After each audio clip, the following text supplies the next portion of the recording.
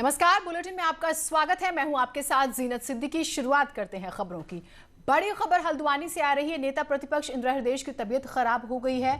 सुशीला तिवारी अस्पताल में उन्हें भर्ती कराया गया है। सांस लेने में उन्हें तकलीफ हो रही है। कुछ दिन पहले इंदिरा के बेटे सुमित हृदयेश जो हैं वो भी कोरोना पॉजिटिव पाए गए थे। उनकी भी तबीयत खराब थी, लेकिन अब यहाँ पर ये जानकारी आ रही है शुरुआती की इंदिरा हृदयेश जो है उन्हें सांस लेने में थोड़ी दिक्कत हो रही है।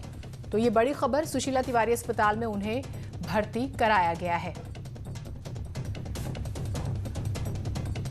तो अब देखिए, अमूमन एक उम्र का भी जिक्र किया जाता है, मौसम का भी जिक्र होता है और यहाँ पर रूटीन चेकअप का भी जिक्र होता है। अब यहाँ पर शुरुआत में कहा जा रहा है कि उन्हें सांस लेने में दिक्कत हो रही है। पिछले दिनों आपने देखा कि एक पार्षद जो है वो नाराजगी दिखा रहे थे, टंकी पे चढ़ गए थे, तो इंदिरा हृदयेश जो है पहुँचती हैं वहाँ पर उन्हें बनाने के लिए, उन्हें उतारने के लिए। तो अब यहाँ पर क्या ये तबीयत रूटीन चेकअप के हिसाब से देखा जाए या सांस लेने में बहुत ज़्यादा दिक्कत आ रही है? शैलेंद्र नेगी हमारे साथ जुड़े हुए हैं। शैलेंद्र, क्या जानकारी अभी शुरुआती मिल पाई है?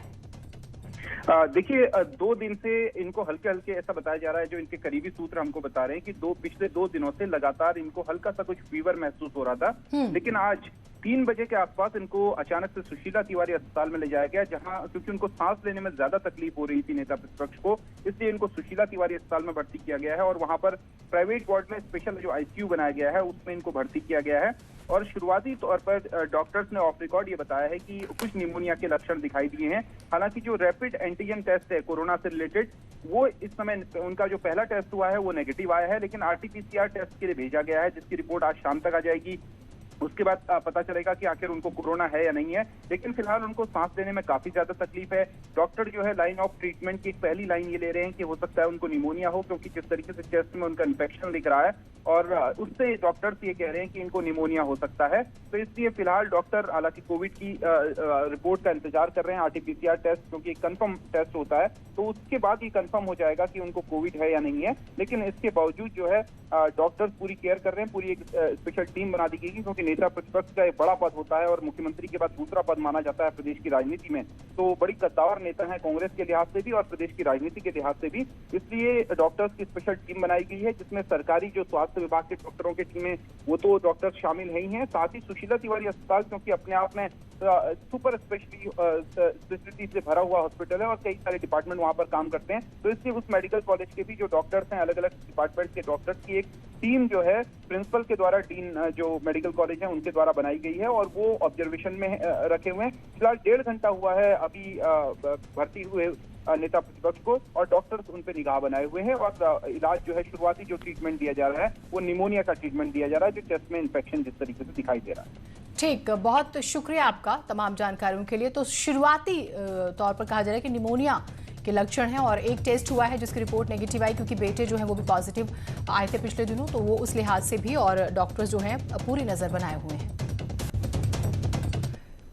चंपावत में बढ़ते कोरोना केसों के साथ ही लापरवाही की तस्वीरें भी सामने आ रही हैं। जिले में कोरोना जांच में पॉजिटिव आने के बाद से 5 से 7 लोग लापता हैं, जो चंपावत के साथ ही दूसरे जिलों के लिए भी मुसीबत बने हुए हैं। चंपावत सीएमओ का कहना है कि दूसरे राज्यों या जिलों से चंपावत में एंट्री करने वाले कई ऐसे लोग हैं जिन्होंने कोरोना टेस्ट के दौरान अपना गलत पता और नंबर दर्ज कराया है। अब स्वास्थ्य महकमा ऐसे लोगों को चिन्हित कर मुकदमा दर्ज कराने जा रहा है। चंपावत में ऐसे 5 से 7 केसेस हैं जिनके जो उनके कॉन्टैक्ट नंबर जो दिए गए हैं वो गलत हैं और उनके कॉन्टैक्ट ट्रेसिंग नहीं हो पा रही है, और कॉन्टैक्ट ट्रेसिंग ना होने के कारण समाज में जो है संक्रमण होने की संभावना है। ऐसे लोगों के खिलाफ में जो है मुकदमे जो है किए जाए। वहीं कोरोना के केस भले ही बढ़ रहे हों, लेकिन राज्य में अब लॉकडाउन नहीं होगा। सीएम त्रिवेंद्र ने कहा है कि राज्य में अब लॉकडाउन नहीं होगा। उन्होंने कहा है कि लॉकडाउन के मामले में राज्य सरकार केंद्र सरकार की गाइडलाइंस के मुताबिक ही काम करती है। कोई योजना सरकार की नहीं है।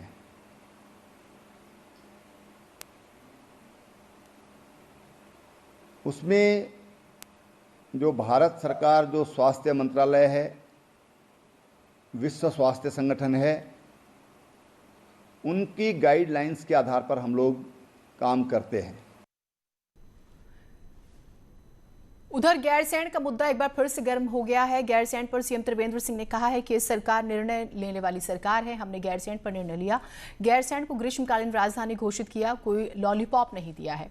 जिला अस्पताल बनाया गया है, साथ ही पेयजल के लिए रामगंगा नदी पर एक झील बनाई जाएगी। गैरसैंण, मैं बताना चाहता हूं कि ये सरकार निर्णय लेने वाली सरकार है। हमने निर्णय लिया,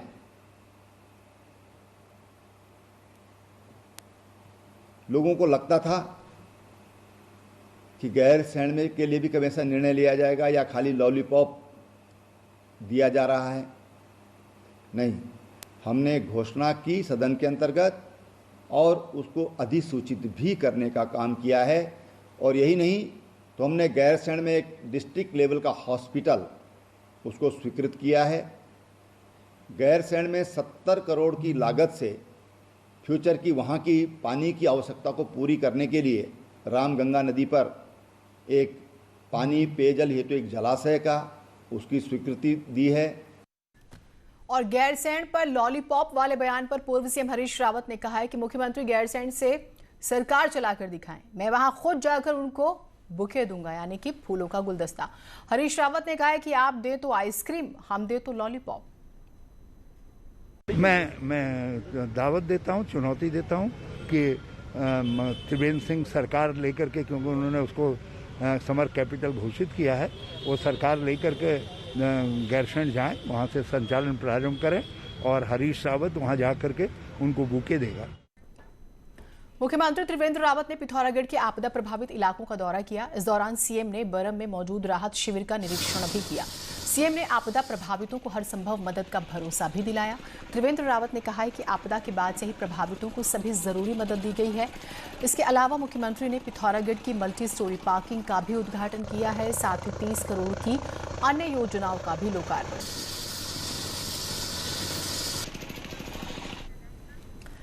त्रिवेंद्र सरकार के आज 3.5 साल पूरे हो गए हैं। इस मौके पर मुख्यमंत्री ने कहा है कि हमने जनता को जो वायदे किए थे जनता से, उनमें से 80 से 85% वादे तो पूरे कर दिए हैं। सरकार बनने के बाद हमने विकास के कार्यों को गति देने का काम किया, चाहे कनेक्टिविटी का सवाल होगा, किसानों से संबंधित सवाल होंगे, युवाओं से संबंधित होंगे, महिलाओं से संबंधित होंगे। हमने जो वायदे जनता से किए उनको पूरा करने का प्रयास किया और आज हम ये कह सकते हैं कि 80 to 85% जो वायदे हमने जनता से किए थे उनको हमने पूरा करने का काम किया है। 23 सितंबर से शुरू होने जा रहे विधानसभा के मानसून सत्र को लेकर तस्वीर साफ हो गई है। ये अब तय हो गया है कि अब विधानसभा भवन में ही मानसून सत्र होगा। विधानसभा सचिवालय की ओर से वर्चुअली जुड़ने के लिए आज सभी विधायकों के लिए एडवाइजरी जारी कर दी गई। हालांकि सभी विधायक विधानसभा में बैठ सकें, उसके लिए अब विधानसभा मंडप के साथ ही विधानसभा भवन के रूम नंबर 107 में भी विधायकों के बैठने की व्यवस्था की जा रही है। 107 में बैठने वाले विधायक सदन से वर्चुअली कनेक्ट रहेंगे। विधानसभा मंडप और रूम नंबर 107 में बैठने की व्यवस्था पहले आओ पहले पाओ के आधार पर होगी। लेकिन अब हमने बिल्कुल अंतिम रूप में हमने तय किया है कि विधानसभा मंडप में ही विधानसभा का सत्र होगा।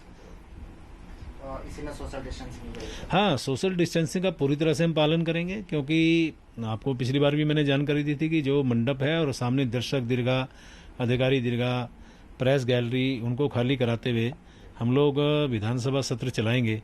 लेकिन अब इसमें और थोड़ा सोशल डिस्टेंसिंग का पालन हम कर रहे हैं और थोड़ा उसमें दूरी बढ़ाने की बातचीत चल रही है। केंद्र सरकार के कृषि से जुड़े बिल के विरोध में कांग्रेस नेता हरीश रावत ने देहरादून में धरना दिया। कांग्रेस के पंजाब प्रभारी हरीश रावत ने कहा है कि वो ये कहना चाहते हैं कि कोई किसानों को गुमराह नहीं कर रहा है, बल्कि इससे न्यूनतम समर्थन मूल्य का सिस्टम, सस्ता गला सिस्टम खत्म होगा और बिचौलिए हावी हो जाएंगे। हरीश रावत ने कहा है कि पुरानी व्यवस्था में कुछ कमी है, उन्हें दूर किया जा रहा है, किया जा सकता है, लेकिन नया कानून किसानों के हित में नहीं है।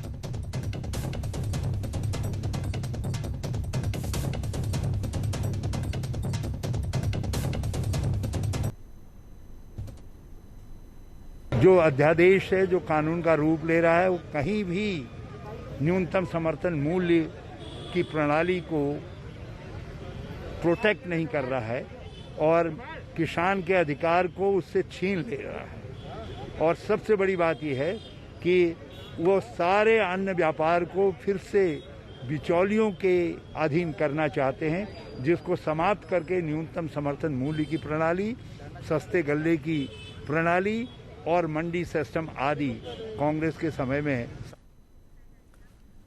गढ़वाल सेंट्रल यूनिवर्सिटी की परीक्षाएं कल से शुरू होंगी। यूजी और पीजी में फाइनल सेमेस्टर के साथ ही डिप्लोमा कोर्सेज की भी परीक्षाएं होंगी। करीब 41,500 छात्र परीक्षा देंगे। इसके लिए पूरे प्रदेश में 134 सेंटर बनाए गए हैं। 10 अक्टूबर तक 3 पालियों में ये परीक्षा होगी। ऑफलाइन परीक्षा सिर्फ 1-1 घंटे की होगी और सभी प्रश्न मल्टीपल चॉइस वाले ही होंगे। यही नहीं, रविवार को भी परीक्षा आयोजित होगी। कल से होने वाली परीक्षाओं के लिए हमने सभी केंद्रों में पहले लॉट के परीक्षा प्रश्न पत्र भेज दिए हैं। सभी केंद्रों में पहुंच चुके हैं और अभी तक किसी से कोई ऐसी कंप्लेंट नहीं आई है कि कहीं कोई सॉल्ट है या कुछ है। एचएनबी गढ़वाल यूनिवर्सिटी के साथ ही उत्तराखंड ओपन यूनिवर्सिटी के एग्जाम भी शनिवार से शुरू होने जा रहे हैं। फाइनल ईयर के स्टूडेंट्स के एग्जाम्स के लिए सेंटर पर तैयारियां हो चुकी हैं। केंद्र की गाइडलाइंस को ध्यान में रखते हुए इस बार एग्जाम में सोशल डिस्टेंसिंग का खास ख्याल रखा जाएगा। साथ ही हर सेंटर्स के रूम में 15 बच्चों के ही बैठने की व्यवस्था होगी। दूसरे राज्यों से आए स्टूडेंट्स 72 घंटे की कोरोना जांच रिपोर्ट चेक करवाएंगे और तभी एग्जाम में बैठने की उन्हें इजाजत होगी।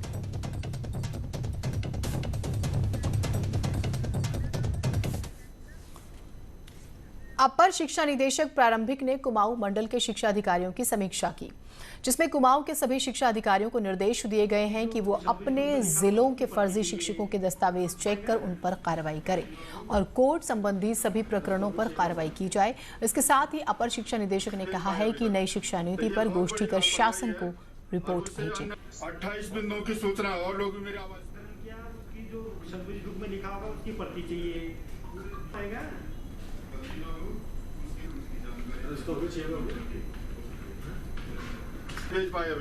मामले पकड़ में आ रहे हैं। प्रमाण पत्रों का जो सत्यापन है लगातार चल रहा है और माननीय न्यायालय में जितने भी मामले जा रहे हैं, क्योंकि फर्जी वाले भी पहुंचते हैं, अपना पक्ष रखते हैं और जहां माने कि हम लोग कमजोर है तो वहां हमको भी बहुत ज़्यादा दिक्कतें आती हैं। टिहरी झील को पर्यटन के क्षेत्र अंतर्राष्ट्रीय पहचान दिलाने के लिए पर्यटन के क्षेत्र में केंद्र सरकार से मेगा प्रोजेक्ट के तहत कसरत शुरू हो चुकी है और इसके लिए मुंबई की कंपनी द्वारा झील और आसपास के क्षेत्रों का निरीक्षण किया गया। केंद्र सरकार की ओर से 1200 करोड़ रुपए टिहरी झील के मेगा प्रोजेक्ट के लिए स्वीकृत किए गए हैं, जिससे झील के आसपास home stay, restaurant, rural village development किया जाएगा, यानी कि इन्हें प्रॉपर डेवलप किया जाएगा। कंपनी की टीम रिपोर्ट तैयार कर रही है और 3 हफ्ते में शासन को रिपोर्ट दी जाएगी।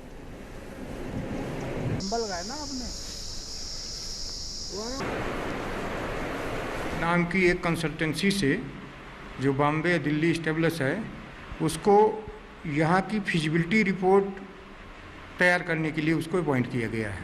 रेस्टोरेंट है, होम स्टे को क्लस्टर के रूप में, रूरल ग्रामीण को डेवलपमेंट करने के लिए और ऑर्गेनिक जो विलेज है जिससे ऑर्गेनिक जैविक विविधता बढ़े।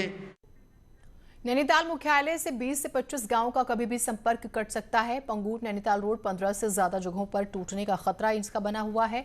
इस रोड की हालत इतनी ज्यादा खराब हो चुकी है कि रोड के बीच में ही सड़क में दरारें खतरे का संकेत दे रही हैं।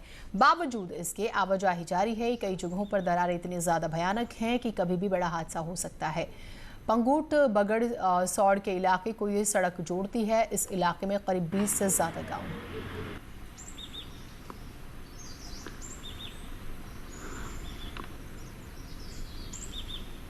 गांव के आने जाने के लोगों को दिक्कत होगी इससे, जैसे सुबह डेयरी का दूध हो गया, कई पीरियड जैसे साग सब्जी जाती है, शाम को धनिया हो गया, काफ़ी नुकसान होगा गाँव वालों को। 18-20 गांव हैं, उनको सबको नुकसान ही होगा।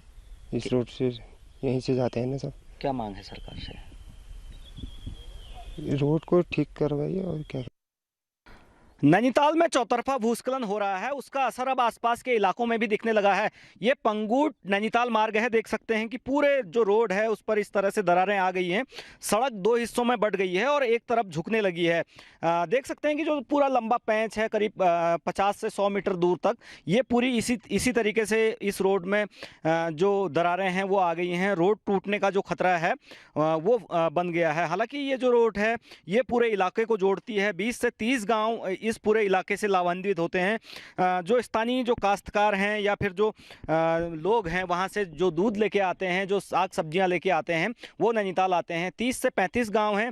पर्यटक इस रोड से काफ़ी आवाजाही करता है, लेकिन जिस तरह से हालात अब इस रोड पे हैं तो ये लगता है कि भविष्य का एक खतरे का संकेत दे रहा है। ज़रूरी होगा कि सरकारी अधिकारी बंद कमरों से बाहर निकलें और इस रोड की सर्वे करें ताकि एक बड़े खतरे से भी बचाया जा सके। वीरेंद्र बिष्ट, न्यूज़ 18, नैनीताल। उधर टिहरी शहर में नई टिहरी और चंबा नगर पालिका द्वारा ही स्वच्छता अभियान को पलीता लगाया जा रहा है। पालिकाओं द्वारा बजट मिलने के करीब 9 महीने बाद भी अंडरग्राउंड कूड़े घर का निर्माण शुरू नहीं हो पाया है, जिससे पालिका की कार्यप्रणाली पर सवाल उठ रहे हैं।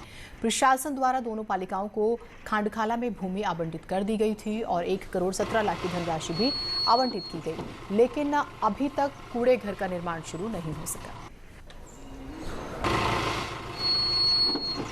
ये जो हमारे खांडखाला में ठोस अपशिष्ट प्रबंधन के अंतर्गत जो कूड़ादान बनना है, इसके लिए जो है प्रथम किस्त के रूप में हमें जो है 1 करोड़ 17 लाख रुपए प्राप्त हो चुके हैं। इसमें जो है कार्यदायी संस्था जो है PWD है, PWD को हमने पैसा ट्रांसफ़र कर दिया है और कुछ पैसा हमने जो है नगर पालिका चंबा को दिया है कि उनके द्वारा वाहन क्रय किए जाने हैं। कुछ हमने वाहन क्रय करने इन्वायरमेंट क्लियरेंस के लिए जो है हम अप्लाई करने जा रहे हैं। प्रधानमंत्री मोदी के 70वें जन्मदिवस को बीजेपी सप्ताह के रूप में मना रही है, सेवा सप्ताह के रूप में। आज बीजेपी की युवा विंग ने प्रदेश की सभी 70 विधानसभाओं में ब्लड डोनेशन कैंप आयोजित किया। पार्टी द्वारा इसके लिए विधायकों को संयोजक भी बनाया गया था। देश के प्रधानमंत्री जी का जन्मदिवस हम सेवा सप्ताह के नाम से मनाने जा रहे हैं, जिसकी शुरुआत 14 तारीख से की है और 20 तारीख को ये संपन्न होगा। इसी के निमित्त आज 18 तारीख को पूरे प्रदेश भर में ब्लड डोनेशन का कैंप जगह जगह युवा मोर्चा के द्वारा लगाए गए हैं। खबरें और रहेंगी, एक छोटा सा ब्रेक लेते हैं।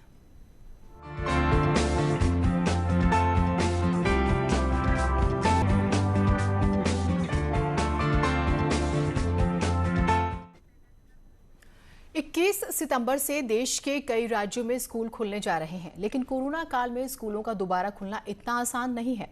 केंद्रीय शिक्षा मंत्री रमेश पोखरियाल निशंक ने